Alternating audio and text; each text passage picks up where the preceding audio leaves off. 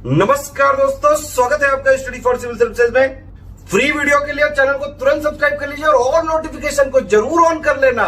हमारा फ्री वाला टेलीग्राम ये वाला ग्रुप जरूर से जरूर ज्वाइन कर लीजिएगा।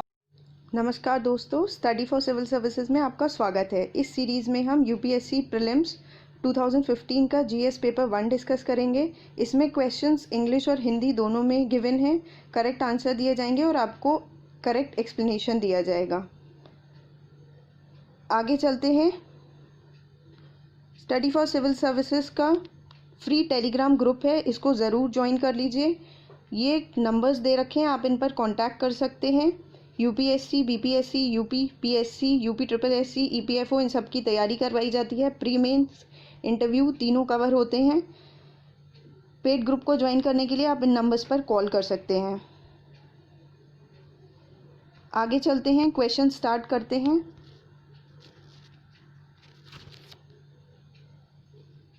पहला क्वेश्चन है, with reference to cabinet mission which of the following statements are correct. इसमें से कौन सा ठीक है। It recommended a federal government, मतलब संघीय सरकार। It enlarge the powers of the Indian courts. It provided for more Indians in ICS. इसमें कौन सा ठीक है। इसमें आंसर है करेक्ट 1 ओनली, ए। क्वेश्चन के बारे में थोड़ा डिटेल में डिस्कस करते हैं। इसमें हुआ क्या था, 1946 में एटली पीएम बने थे। उन्होंने 3 कैबिनेट मेंबर्स को, जो कि ब्रिटिश के थे, उनको इंडिया भेजा था, जिससे कि जो ब्रिटिश से इंडिया में पावर्स हैं उनको शांतिपूर्वक ट्रांसफ़र किया जा सके। तो इसके लिए 3 मेंबर्स जो थे, पैथिक लॉरेंस, स्टैफोर्ड क्रिप्स और एवी अलेक्जेंडर आए थे। तो अगर हम प्रोविजंस की बात करें तो इसमें क्या है कि फेडरल गवर्नमेंट रिकमेंड किया था, यानी कि जो सेंटर था वो कॉमन था और उसके पास 3 चीज़ें थी। डिफेंस था, कम्युनिकेशन था और एक्सटर्नल अफेयर्स था। बाकी जो सेकंड प्रोविज़न, जो मोस्ट इम्पॉर्टेंट प्रोविज़न है, वो ये था कि जो ब्रिटिश इंडियन प्रोविंस थे और टेरिटरीज थे उनको 3 ग्रुप्स में डिवाइड कर दिया गया था। मुस्लिम मेजॉरिटी प्रोविंसेस 2 थे और 1 हिंदू था। जो मुस्लिम मेजॉरिटी प्रोविंसेस थे उसमें वेस्ट में जो आपका पंजाब, एनडब्ल्यूएफपी, सिंध और बलूचिस्तान था। ईस्ट में बंगाल और असम था और बाकी में जो रेस्ट प्रोविंसेस थे वो आ रहे थे। तो ये जो है कि इसमें इंडियन कोर्ट्स की पावर को एनलार्ज कर दिया गया था, या जो आईसीएस थे इसमें और ज़्यादा मेंबर्स इंक्लूड कर दिए थे, ये गलत है। इसका सही आंसर है ए 1 ओनली। आगे चलते हैं। सेकंड है कि इनमें से कौन सा नेशनल पार्क है जिसकी जो क्लाइमेट है वो ट्रॉपिकल टू सब ट्रॉपिकल, टेम्परेट और आर्कटिक है। चारों टाइप के हैं। तो इसका सही आंसर जो है वो आपका है Namdapha national park. Namdapha national park है कहाँ पर, ये है अरुणाचल प्रदेश में।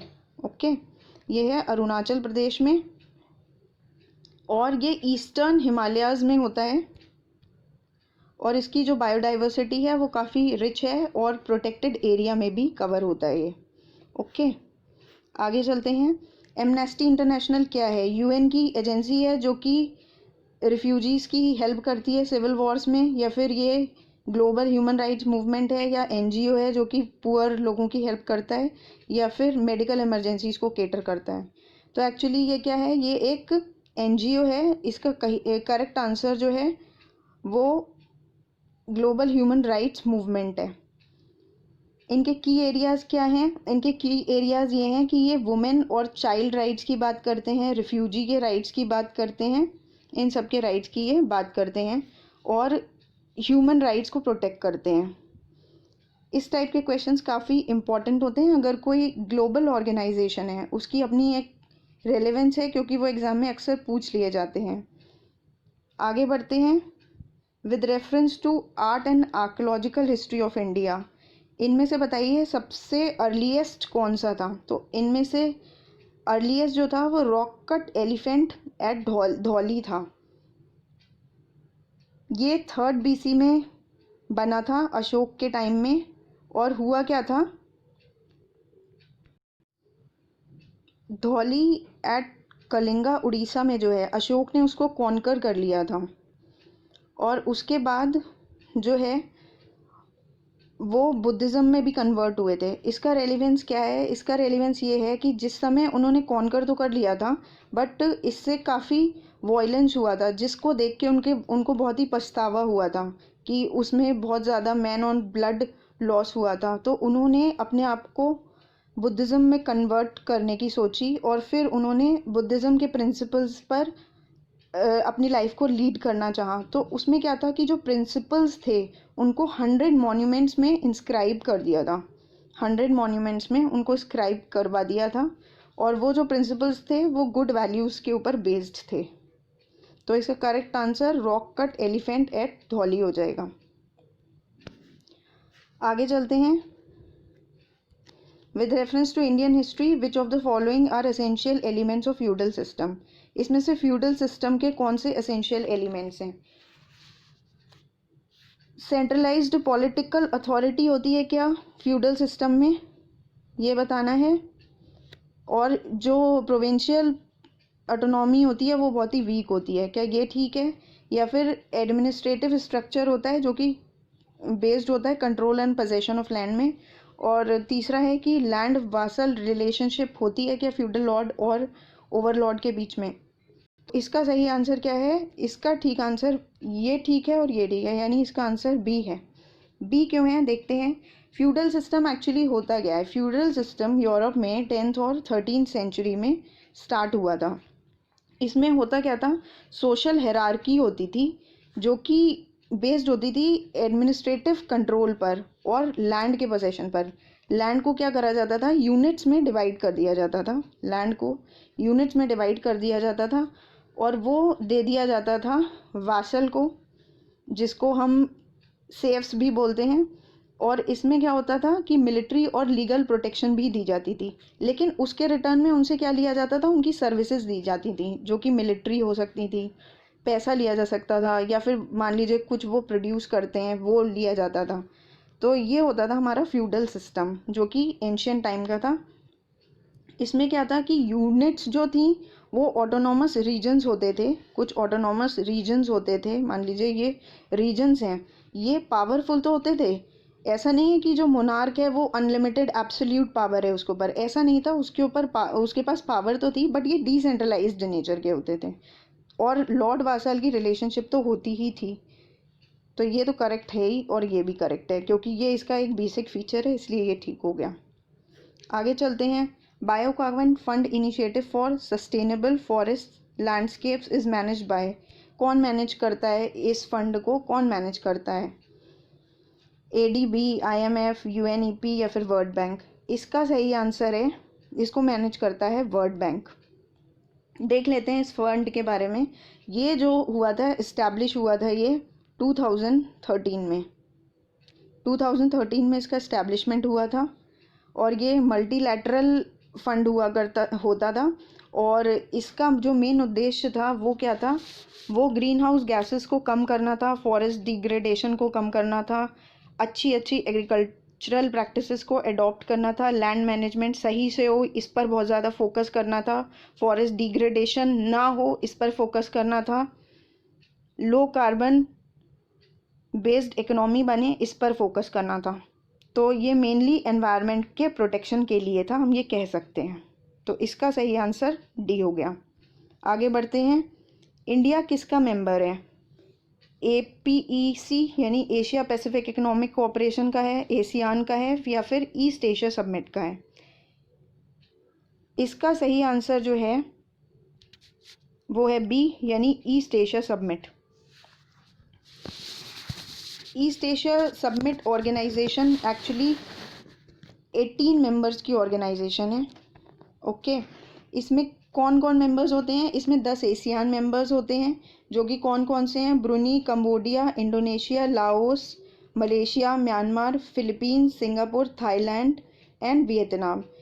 6 अदर मेंबर्स होते हैं, वो कौन कौन से हैं? Australia, China, Japan, India, New Zealand, Republic of Korea, और 2 और मेंबर्स हैं US और रशिया। ये रिप्रेजेंट करते हैं 54% ऑफ वर्ल्ड पॉपुलेशन और 58% ऑफ ग्लोबल GDP। ठीक है। और इसमें मेनली कंट्रीज़ ये जो मैंने अभी बताई ये कौन कौन सी हैं, ये ज़्यादातर ईस्ट एशिया की कंट्रीज़ हैं, साउथ ईस्ट एशिया की कंट्रीज़ हैं, साउथ एशिया और ओशियानिया की कंट्रीज़ हैं। ओके, अब इसका ईयर ऑफ इस्टेब्लिशमेंट क्या है, तो इसका ईयर ऑफ इस्टेब्लिशमेंट 2005 है और ये इसको हम इंडो पैसिफिक प्रीमियर फोरम भी बोलते हैं। ये कोऑपरेट करता है मेनली जो पॉलिटिकल और इकोनॉमिक इश्यूज़ होते हैं उन पर फोकस करता है ये। ठीक है, बाकी अगर हम देखें एशियान का मैंने बता ही दिया, और एशिया पैसिफिक इकोनॉमिक कोऑपरेशन की अगर हम बात करें तो इसका भी जो मेन उद्देश्य है वो यही है कि ट्रेड को प्रमोट की जाए एशिया पैसिफिक के एरिया में। तो इसका सही आंसर बी हो गया। आगे चलते हैं। इन India the steel production requires the import of, India में स्टील प्रोडक्शन के लिए किसकी इम्पोर्ट की ज़रूरत है, तो इसमें कुकिंग कोल की सबसे ज़्यादा ज़रूरत है। उसका कारण क्या है, उसका कारण ये है क्योंकि यहाँ पे जो कोल अवेलेबिलिटी है वो बहुत ही कम है, लिमिटेड है इन कंपैरिजन टू डिमांड, और जो कोल है वो बहुत ही पुअर क्वालिटी का होता है, और इसके जो कोल में ऐश कंटेंट बहुत ज़्यादा होता है जो काफ़ी यूज़फुल नहीं होता हमारे लिए, इसीलिए इसको हम इंपोर्ट ज़्यादा करते हैं कुकिंग कोल को। अच्छा, एक बात और है जो अभी रीसेंट डेवलपमेंट हुआ है वो ये हुआ है कि जो स्टील प्रोडक्शन है उसमें चाइना नंबर 1 पर है, लेकिन नंबर 2 पे अब इंडिया आ गया है और जापान नंबर 3 पर है। ओके, आगे चलते हैं। 59 the provision in 5th and 6th schedule in the constitution of India are made in order to A. Protect the interest of scheduled tribes. B. Determine the boundaries between the states. Determine the powers, authority and responsibilities of panchayats. या फिर D. Protect the interest of all border states. इसका सही answer है A. Protect the boundaries, protect the interest of scheduled tribes. जो 5th और 6th schedule है वो constitution में लाया ही इसीलिए गया था कि शेड्यूल ट्राइब्स के इंटरेस्ट को प्रोटेक्ट किया जाए। एक्चुअली होता क्या है, जो शेड्यूल ट्राइब्स होते हैं वो मेन स्ट्रीम से काफ़ी अलग होते हैं और वो बिल्कुल भी नहीं चाहते हैं कि शेड्यूल ट्राइब्स में जो मेन स्ट्रीम है उनका कुछ भी इंटरफेरेंस हो। जो उनके बिलीव्स हैं, कस्टम्स हैं, कल्चर्स हैं, वो बिल्कुल डिफरेंट होते हैं, इसलिए ये ए इसका सही आंसर हो जाएगा। अगर हम 6th शेड्यूल की बात करें तो इसमें 4 स्टेट्स को कवर किया जाता है। वो 4 स्टेट्स कौन सी हैं, वो है असम, त्रिपुरा, मेघालय और मिज़ोरम। इसको याद करने की ट्रिक क्या है, इसको हम याद कर सकते हैं ATMM। अब MM के लिए हम याद कर सकते हैं क्योंकि M से तो मणिपुर भी होता है, तो मे मतलब मेघालय एंड मी मतलब मिज़ोरम। ठीक है, अब आप बताइए कि जो 2nd और 3rd शेड्यूल है वो किससे रिलेटेड है। ओके, आगे चलते हैं।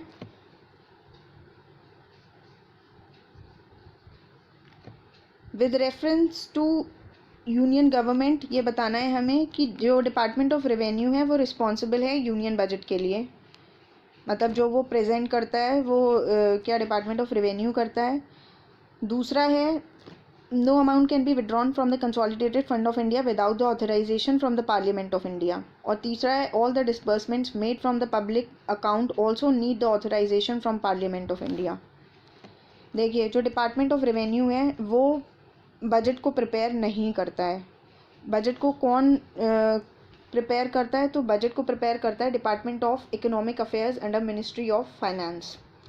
इसका काम क्या है, department of revenue and expenditure का काम, इसका काम है कि जो भी रेवेन्यू हैं उनको असेस करना कि जो डिफरेंट सेंट्रल टैक्सेस हैं उनमें उनसे कितना रेवेन्यू आएगा, उसका काम है इसको असेस करना। बाकी बजट की अगर हम बात करें तो ये काफ़ी इंपॉर्टेंट टॉपिक है, आपको भी पता होगा हर साल बजट इशू किया जाता है, प्रेजेंट किया जाता है। तो बजट को एक्चुअली बजट नाम नहीं दे रखा है हमारे कॉन्स्टिट्यूशन में, उसको हम एनुअल फाइनेंशियल स्टेटमेंट्स कहते हैं और उसका आर्टिकल है 112 जिसमें एस्टिमेटेड रिसिप्ट्स और एक्सपेंडिचर हैं। ठीक है, अगर हम कंसोलिडेटेड फंड ऑफ इंडिया की बात करें तो इसमें जो भी पैसा है वो बिना पार्लियामेंट की ऑथराइजेशन के नहीं निकाला जा सकता है। और ये कौन से आर्टिकल में आता है? ये आता है आर्टिकल 266।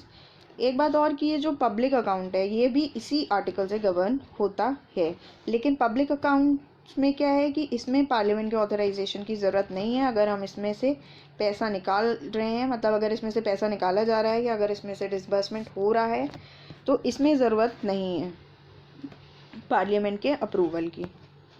ओके, इसी से मिलता जुलता एक और अकाउंट है जिसको हम कंटिजेंसी फ़ंड बोलते हैं। उसका आर्टिकल क्या है? तो उसका आर्टिकल है 267। ये भी आप लोगों को अच्छे से पता होना चाहिए कि ये आर्टिकल 267 में आता है। आगे चलते हैं, तो इसका आंसर क्या हुआ है? इसका आंसर सी हो गया।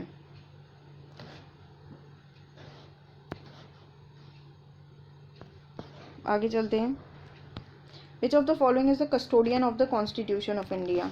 कॉन्स्टिट्यूशन ऑफ इंडिया का कस्टोडियन कौन है? प्रेसिडेंट है, पीएम है, सभा सेक्रेटेरिएट है, या फिर सुप्रीम कोर्ट ऑफ इंडिया है? इसका सही आंसर डी है, सुप्रीम कोर्ट ऑफ इंडिया, जो कि कस्टोडियन होता है,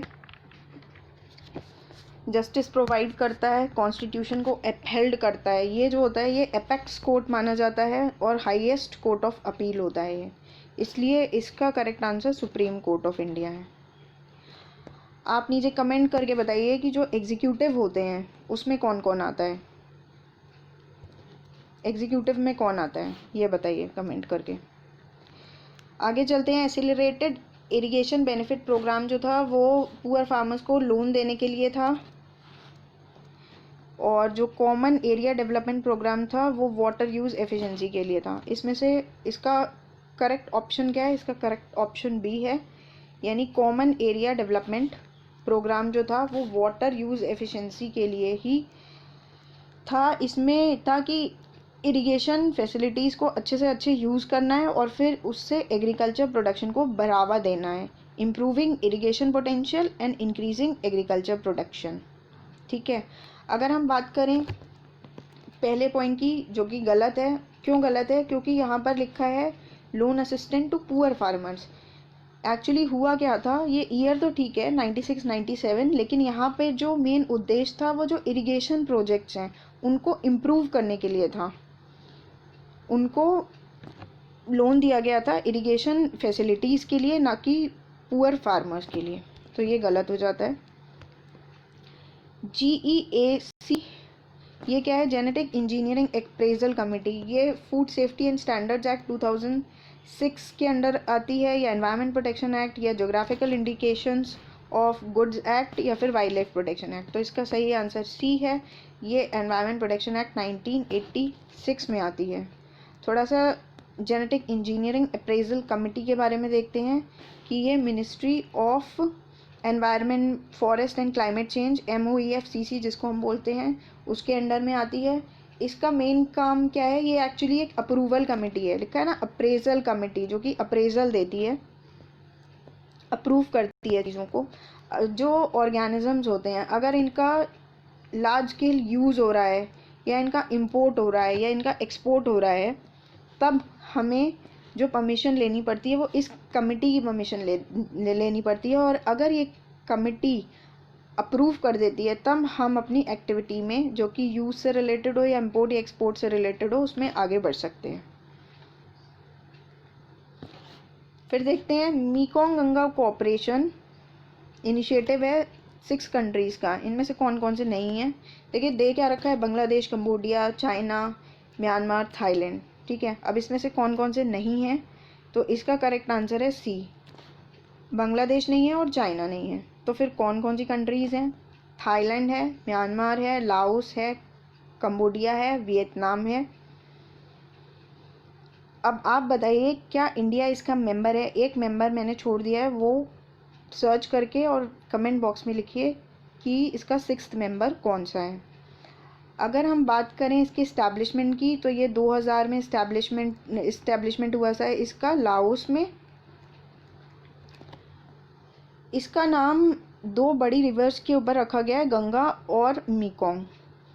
एम क्या है इसका? एम यही है कि ये जो रिवर बेसिन है इसके पास जो लोग हैं उनमें क्लोज कांटेक्ट बना के रखना, और साथ ही साथ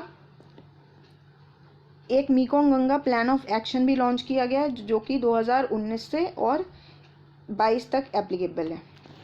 ठीक है, आगे चलते हैं। बेसल 3 एकॉर्ड या सिंपली बेसन, ये किससे रिलेटेड है? बायोडाइवर्सिटी के सस्टेनेबल यूज़ से है, या फिर बैंकर्स सेक्टर एबिलिटी को इम्प्रूव करने के लिए है, या ग्रीन हाउस गैसेस को कम करने के लिए है, या डेवलप्ड कंट्रीज से पुअर कंट्रीज़ को टेक्नोलॉजी को ट्रांसफ़र करने से रिलेटेड है। इसका सही आंसर बी है। बी क्या है देखते हैं। Improve sector banking sectors ability to deal with financial and economic stress and improve risk management. ये जो ऑर्गेनाइजेशन है ये 2009 में इस्टेब्लिश होती है, एकॉर्ड जो है, और ये ग्लोबल है। वॉलेंट्री रेगुलेटरी फ्रेमवर्क है बैंक कैपिटल एडिक्वेसी में। ये हेल्प करता है स्ट्रेस मैनेजमेंट में। अगर बैंकिंग सेक्टर में कोई स्ट्रेस होता है, लिक्विडिटी को मैनेज करता है, जो भी रिस्क उससे रिलेटेड है उसको मैनेज करता है, और शॉक एब्जॉर्ब करता है। ठीक है, अब बेसल 3 जो है ये Basel committee on banking supervision, इसको द्वारा डेवलप किया गया है, और इस कमिटी को इस्टेब्लिश किया था 1974 में G10 कंट्रीज़ ने। जो भी फाइनेंशियल मार्केट में डिसरप्शंस होते हैं उनको रोकने के लिए इसको इस्टेब्लिश किया था, और इसका जो सेक्रेटेरिएट है वो बेसल स्विट्ज़रलैंड में, इसी के नाम पर ये पड़ गया है बेसल 3। तो इसका सही आंसर बी है। आगे चलते हैं।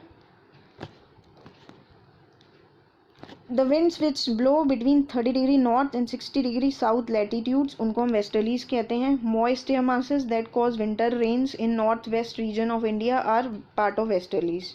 तो देखिए वेस्टर्लीज क्या होता है, जैसे ये इक्वेटर है, सॉरी ये ग्लोब है, ये 0 डिग्री इक्वेटर है, जो 30 डिग्री नॉर्थ से 60 डिग्री नॉर्थ तक, ये जो होगा ये हमारा होगा वेस्टर्लीज। इसी तरह से साउथ में अगर हम आ जाएं तो 30 डिग्री साउथ से 60 डिग्री साउथ तक ये वेस्टर्लीज विंड्स होती हैं। अगर हम सेकंड क्वेश्चन की बात करें तो जो वेस्टर्न डिस्टर्बेंस है, ठीक है, जो कि कहाँ से आ रही है, मेडिटेरेनियन सी से आ रही है इंडिया में वेस्टर्ली जेट स्ट्रीम्स के थ्रू, ये विंटर रेनफॉल कॉज कर रही है। ठीक है, ये विंटर रेनफॉल कॉज करती है, यही हमारी जो है मॉइस्ट एयर मासेस होती हैं, और ये वेस्टर्ली का पार्ट होती है। With reference to Indian Ocean Rim Association for regional cooperation, जिसको हम IORARC कहते हैं, इसके बारे में बताना है कि ये जो है ऑयल स्पिल्स के लिए या पायरेसी के लिए इस्टेब्लिश की गई थी, या फिर ये मैरीटाइम सिक्योरिटी के लिए की गई थी। तो IOR और ARC ये जो इस्टेब्लिश हुआ था ये 97 में इस्टेब्लिश हुई थी। अगर हम पहले की बात करें तो ये फर्स्ट इस्टेब्लिश है 95 में इस्टेब्लिश हुई थी, इंडियन ओशन रिम इनिशिएटिव की तरह। इसका जो एम था वो क्या था, वो था जो रीजन है और जो वहाँ के मेंबर स्टेट्स हैं उनका ग्रोथ और डेवलपमेंट करना, इकोनॉमिक कोऑपरेशन उनके बीच में आपस में रहना, और ट्रेड को, इन्वेस्टमेंट को, इसको बढ़ावा देना, और लिबरलाइजेशन को प्रमोट करना, ये इसका मेन उद्देश्य था। ठीक है, तो इसका सही आंसर क्या होगा, इसका आंसर डी है, यानी नन ऑफ द, मतलब नीदर 1 and 2। ठीक है, आगे चलते हैं। Which one of the following movements has contributed to a split in Indian National Congress resulting in emergence of moderates and extremists। इन दोनों के बीच में स्प्लिट हो गया था, मॉडरेट्स के और एक्सट्रीमिस्ट के बीच में। किस में हुआ था, स्वदेशी मूवमेंट में, quit India movement, non cooperation movement, या सिविल डिसोबीडियंस मूवमेंट। तो इसका सही आंसर है स्वदेशी मूवमेंट। स्वदेशी मूवमेंट में स्प्लिट क्यों हुआ था, क्योंकि जो एक्सट्रीमिस्ट थे, जो कि लाल बाल पाल के नाम से जिनको हम जानते हैं, वो चाहते थे कि मूवमेंट को बंगाल से भी आगे लेके जाया जाए और इसकी बाउंड्रीज़ को एक्सटेंड किया जाए, मतलब जो मूवमेंट है वो काफ़ी दूर तक फैलाया जाए। लेकिन जो मॉडरेट्स थे, जिसमें कौन कौन है, जैसे दादा भाई नौरोजी हो गए या फिरोज शाह मेहता हो गए, ये हो गए, तो इनका क्या उद्देश्य था, ये चाहते थे ये बंगाल तक ही सीमित रहे, तो ये कन्फाइंड चाहते थे उस मूवमेंट को, स्वदेशी मूवमेंट को। एक तो ये रीज़न था। दूसरा रीज़न क्या था, प्रेसिडेंटशिप का रीज़न था कि प्रेसिडेंट कौन बनेगा। वो चाहते थे, मॉडरेट्स चाहते थे हमारी मेंबर्स में से कोई बने और एक्सट्रीमिस्ट चाहते थे हमारे मेंबर्स में से कोई बने। तो इन दोनों के बीच में इन दोनों मुद्दों को लेके काफ़ी जो थी डिस्टर्बेंसेस थे, इसी वजह से स्प्लिट हो गया था। और ये स्प्लिट ठीक कहाँ पर हुआ था? तो ये हुआ था आगे लखनऊ सेशन हुआ था उसमें, ठीक है। देखेंगे आगे, in a particular region in India the local people train the roots of living trees into robust bridges across the streams as the time passes the bridges become stronger. इसमें क्या है कि रूट्स जो होती हैं लिविंग ट्रीज को, उससे bridge बनाते हैं ये लोग और फिर वो ब्रिज की तरह यूज़ करते हैं। तो इसका सही आंसर क्या है कि ये कहाँ होती है? तो ये मेघालय में होती है। आंसर ए इसका करेक्ट है। होता क्या है, जो बैनियन ट्री होता है उसमें पत्थर ब्रिज और ये डंडे ये सब अटका के काफ़ी मजबूत ब्रिज बनाया जाता है और उसको यूज़ करा जाता है फिर, ठीक है। तो इसका सही आंसर ए हो गया। आगे चलते हैं। Tides occur in the oceans and seas due to which among the following. Tides जो होती हैं ओशन में और सीज में, वो किन की वजह से होती हैं? Gravitational force of the sun, gravitational force of the moon, centrifugal force of the earth. इसका सही आंसर क्या है? 1, 2 एंड 3, 1 एंड 3, 1, 2, 3। इसका सही आंसर है डी, 1, 2, 3। यानी तीनों ही इसके लिए रिस्पॉन्सिबल हैं। ग्रेविटेशनल फोर्स ऑफ द सन कुछ हद तक, gravitational force of the moon काफ़ी हद तक, और सेंट्रीफ्यूगल फोर्स ऑफ द अर्थ जो ग्रेविटी को काउंटर करता है। तो तीनों ही इसके ठीक आंसर हैं। आगे चलते हैं। जो इंडियन रिमोट सेंसिंग सैटेलाइट्स हैं ये किसके लिए यूज़ हो रही हैं? Assessment of crop productivity, ground water sources को लोकेट करने के लिए, फिर मिनरल को एक्सप्लोर करने के लिए, या फिर दूर संचार की चीज़ों के लिए, या फिर यातायात से रिलेटेड। तो इसका सही आंसर जो है वो है क्रॉप प्रोडक्टिविटी को असेस करने के लिए, ग्राउंड वाटर रिसोर्सेज को लोकेट करने के लिए और मिनरल एक्सप्लोरेशन के लिए। हम जानते हैं कि IRSS का इस समय बहुत इंपॉर्टेंस है। ये बहुत सारी चीज़ों के लिए, एम्पल नंबर ऑफ चीज़ों के लिए इनका यूज़ होता है। कुछ एरियाज़ अगर हम देखें तो इसमें अर्बन प्लानिंग है। जब अर्बन प्लानिंग होती है कि कंस्ट्रक्शन कैसे करना है, इन सब चीज़ों के लिए काफ़ी यूज़ होता है। फिर इरिगेशन मॉनिटरिंग के लिए कि कहाँ पर इरिगेशन होनी चाहिए, कहाँ पर उसकी ज़रूरत है, इन सब चीज़ों के लिए। एग्रीकल्चरल एक्टिविटीज़ के लिए भी हम इसको यूज़ करते हैं। साथ ही साथ अगर डिज़ास्टर मैनेजमेंट की सिचुएशन होती है तो हम इसको फ्लड रिस्क जोन मैपिंग के लिए यूज़ करते हैं, ये देखने के लिए कौन सा ज़्यादा रिस्की एरिया है, कहाँ ज़्यादा हमें जो है डिज़ास्टर मैनेजमेंट से रिलेटेड चीज़ों को एम्प्लॉय करना है। साथ ही साथ कोस्टल स्टडीज़ से रिलेटेड भी, मतलब कोस्ट स्टडीज़ में ये काफ़ी इम्पॉर्टेंट रोल प्ले करता है। उस समय पता लग जाता है फ्लडिंग के बारे में या साइक्लोन के बारे में, या डिफरेंट जो भी कैलामिटीज़ हैं नेचर से रिलेटेड उनके बारे में ये काफ़ी अच्छी इन्फॉर्मेशन हमें प्रोवाइड करता है। तो कोस्टल स्टडीज़ में इसका बहुत ही क्रूशियल रोल है, ठीक है। तो इसका आंसर हो जाएगा ए, 1, 2, 3। आगे चलते हैं। Consider the following statements. अब स्टेट में से बताइए ट्रॉपिकल वेट एवरग्रीन फॉरेस्ट कहाँ पर है? तो ये बहुत ही सिंपल क्वेश्चन है। इसका सही आंसर क्या है? इसका सही आंसर सी है, यानी 1 और 3, अरुणाचल प्रदेश और मिज़ोरम। हिमाचल प्रदेश तो वैसे ही नहीं होगा। देखिए होता क्या है, जो ट्रॉपिकल एवरग्रीन फॉरेस्ट होते हैं वहाँ की जो रेनफॉल होती है वो 250 सेंटीमीटर के लगभग होती है, ठीक है। और वहाँ का जो टेम्परेचर होता है वो ऐसी 25-27 डिग्री सेंटीग्रेड होता है, ठीक। तो वहाँ पर जो है ट्रॉपिकल वेट एवरग्रीन फॉरेस्ट, मतलब ऐसे फॉरेस्ट जो हमेशा एवरग्रीन रहते हैं, जो हमेशा हरे भरे रहते हैं,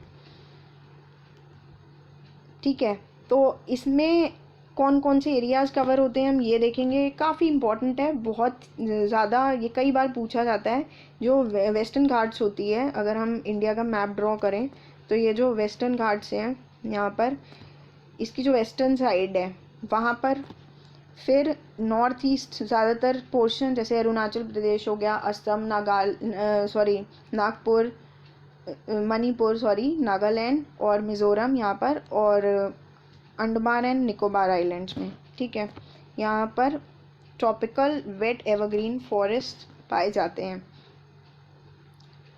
अब बताइए, एक साउथ अमेरिका में है अमेज़न, ठीक है।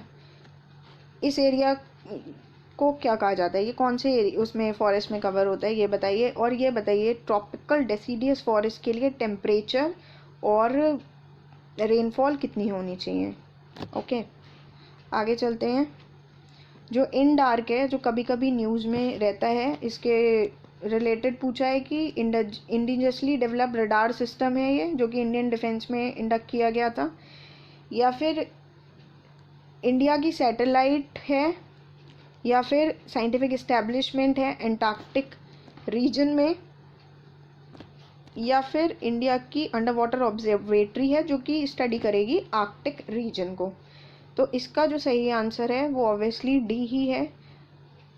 इंडिया की अंडर वाटर ऑब्जर्वेटरी है जो साइंटिफिकली स्टडी करेगी हमारे आर्कटिक रीजन को।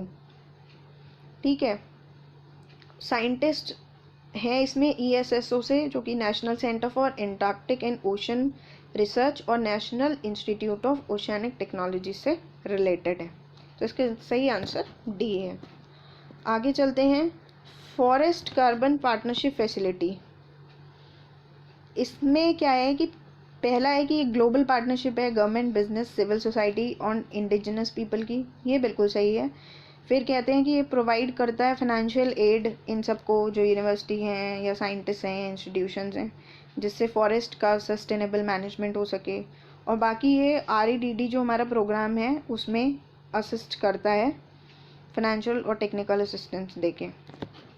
तो इसका सही आंसर क्या है? इसका सही आंसर सी है। सी क्या है? 1 और 3, इसका ये ठीक है आंसर। एंड ये है कि ये ग्लोबल पार्टनरशिप तो है और ये REDD में हेल्प भी कर रहा है, ये लेकिन ये चीज़ इसकी गलत है।